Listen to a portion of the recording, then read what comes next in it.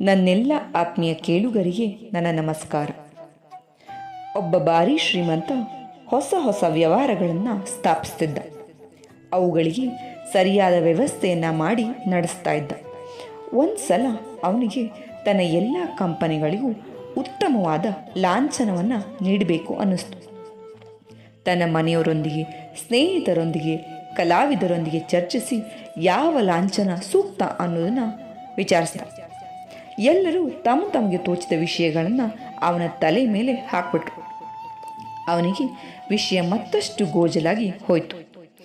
ಒಂದು ಸಲ ಅವನು ತನ್ನ ಹೆಂಡತಿಯ ಜೊತೆಗೆ ರಜೆಯಲ್ಲಿ ಸಮುದ್ರ ತೀರಕ್ಕೆ ಹೋದಾಗ ಅಲ್ಲಿ ಅತ್ಯಂತ ಸುಂದರವಾದ ಆಮೆಯ ಮರಿಗಳು ಕಂಡು. ಅವುಗಳ ಚಿಪ್ಪುಗಳ ಮೇಲೆ 100 ನಕ್ಷತ್ರಗಳ ಜೋಡಣೆ. ಹಸಿರು ಬಣ್ಣದ ಚಿಪ್ಪಿನ ಮೇಲೆ ದಟ್ಟ ಹಳದಿ ಬಣ್ಣದ ನಕ್ಷತ್ರಗಳು ಎದ್ದು ಕಾಣ್ತಾ ಇತ್ತು. ಆಮೆ ಮರಿಗಳು ನಡೆದಾಗ ಆ ನಕ್ಷತ್ರಗಳು ಅಲುಗಾಡದಂತಾಗಿ ವಿಶೇಷ ಭ್ರಮೆಯನ್ನು ಹುಟ್ಟಿಸ್ತಾ ಇದ್ದು. ಈ ವ್ಯಾಪಾರಿ ಅವುಗಳ ಫೋಟೋವನ್ನು ತೆಗೆದುಕೊಂಡ. ತನ್ನ ಸ್ನೇಹಿತರಿಗೆ ಹೇಳಿ ಇಂಥ ಆಮೆಗಳನ್ನು ಕೊಂಡುಕೊಳ್ಳಲಿಕ್ಕೆ ಹೇಳ್ದ. ಅವನ ಮನಸ್ಸಿಗೊಂದು ಯೋಚನೆ ಬಂತು. ಈ ಆಮೆಯನ್ನು ಏಕೆ ತನ್ನ ಕಂಪನಿಗಳ ಲಾಂಛನವನ್ನಾಗಿ ಮಾಡ್ಕೋಬಾರ್ದು ಅಂತ ಯೋಚನೆ ಬಂದದ್ದೇ ತಡ.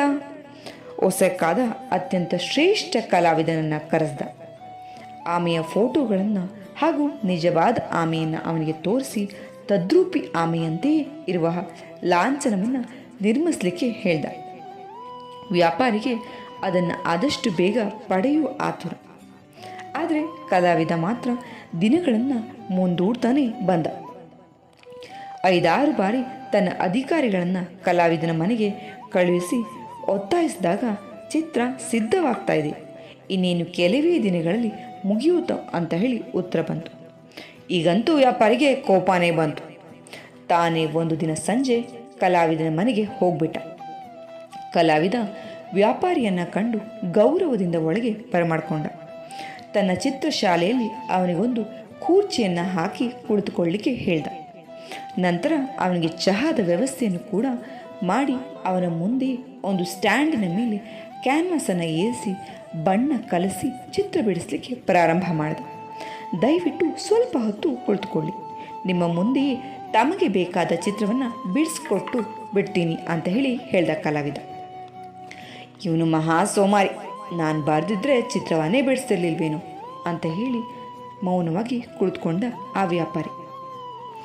ಇನ್ನೊಂದೆಡೆಗೆ ತನಗೆ ಬೇಕಾದ ಚಿತ್ರ ತನ್ನ ಕಣ್ಣ ಮುಂದೆ ನಿರ್ಮಾಣ ಆಗ್ತಿದೆ ಅನ್ನೋ ಒಂದು ಉತ್ಸಾಹ ಎದ್ದು ಕಾಣ್ತಾ ಇತ್ತು ಅವನಲ್ಲಿ.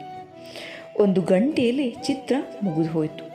ಅದೊಂದು ಅದ್ಭುತ ಕಲಾಕೃತಿ. ಜೀವಂತ ಆಮೆಯನ್ನೇ ಅದರ ಮೇಲೆ ಎತ್ತಿ ಇಟ್ಟಂತೆ ಕಾಣ್ತಾ ಇತ್ತು. ವ್ಯಾಪಾರಿಗೆ ಅಪಾರವಾದ ಸಂತೋಷ ಆಯಿತು. ನಂತರ ಕಲಾವಿದ ತನ್ನ ಸಂಭಾವನೆಯ ಬಿಲ್ಲನ್ನು ನೋಡಿದಾಗ ಅವನಿಗೆ ಗಾಬರಿನೇ ಆಗೋಯಿತು. ಅದೊಂದು ದೊಡ್ಡ ಮೊತ್ತ. ಕೇವಲ 1 ತಾಸಿನಲ್ಲಿ ತೆಗೆದ ಚಿತ್ರಕ್ಕೆ ಇಷ್ಟೊಂದು ಬೆಲೆ? ವ್ಯಾಪಾರಿ ಅಸಮಾಧಾನದಿಂದ ಕೇಳಿಬಿಟ್ಟ. ಆಗ ಕಲಾವಿದ ವ್ಯಾಪಾರಿಯನ್ನು ಕರೆದುಕೊಂಡು ಚಿತ್ರಶಾಲೆಯ ಒಳಭಾಗಕ್ಕೆ ಕರೆದೊಯ್ದ. ಅಲ್ಲಿ ಸಾವಿರಾರು ಕಾಗದದ ರಾಶಿಗಳು, ಪ್ರತಿಯೊಂದರ ಮೇಲೆಯೂ ಆಮೆಯ ಚಿತ್ರ.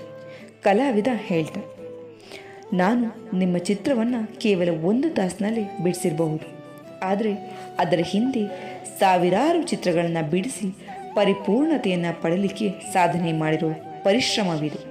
ಆ ಪರಿಶ್ರಮದ ಪ್ರತಿಫಲ ಈ ಸಂಭಾವನೆ. ವ್ಯಾಪಾರಿ ಒಂದು ಮಾತನ್ನು ಆಡಿ ತಕ್ಷಣ ಸಂಭಾವನೆಯನ್ನು ಸಲ್ಲಿಸಿಬಿಟ್ಟ. ನಾವು ಎಷ್ಟೋ ವಿಷಯಗಳ ಬಗ್ಗೆ, ಎಷ್ಟೋ ಜನರ ಬಗ್ಗೆ ಎಷ್ಟು ಸಲೀಸಾಗಿ ಮಾತಾಡ್ಬಿಡ್ತೀವಿ. ಸಚಿನ್ ತೆಂಡೂಲ್ಕರ್ 1 ಬೌಂಡರಿಯನ್ನು, ಸಿಕ್ಸರನ್ನು ಹೊಡೆದಾಗ ಅದು ಎಷ್ಟು ಸುಲಭ ಆಗಿತ್ತು, ಎಷ್ಟು ಸುಂದರ ಅಲ್ವೇ ಅಂತ ಹೇಳ್ತೀವಿ. ಆದರೆ ಪ್ರತಿಯೊಂದು ಸುಂದರ ಹೊಡೆತದ ಹಿಂದೆ ಸಹಸ್ರಾರು ಬಾರಿ ಅಂಥ ಹೊಡೆತವನ್ನು ಹೊಡೆದು ತಯಾರು ಮಾಡಿಕೊಂಡಿದ್ದ ಪರಿಶ್ರಮ ಇತ್ತು. ದಣಿವಿಲ್ಲದ ಪರಿಶ್ರಮದ ಬೆವರಿನಲ್ಲಿ ನೆನೆಯದೆ ಸಾಧನೆಯ ಫಲ ಯಾವತ್ತೂ ಕೂಡ ದಕ್ಕೋದಿಲ್ಲ ಅಂತ ಹೇಳಲಿಕ್ಕೆ ಈ ಸುಂದರವಾದ ಕಥೆಯನ್ನು ಹೇಳಬೇಕಾಯಿತು. ಬಹುಶಃ ಈ ಕತೆ ನಿಮಗೆ ಅರ್ಥ ಆಗಿದೆ, ಮೆಚ್ಚುಗೆ ಆಗಿದೆ ಅಂತ ಹೇಳಿ ಭಾವಿಸಿದ್ದೀನಿ. ಕೇಳಿದ್ದಕ್ಕೆ ಧನ್ಯವಾದ.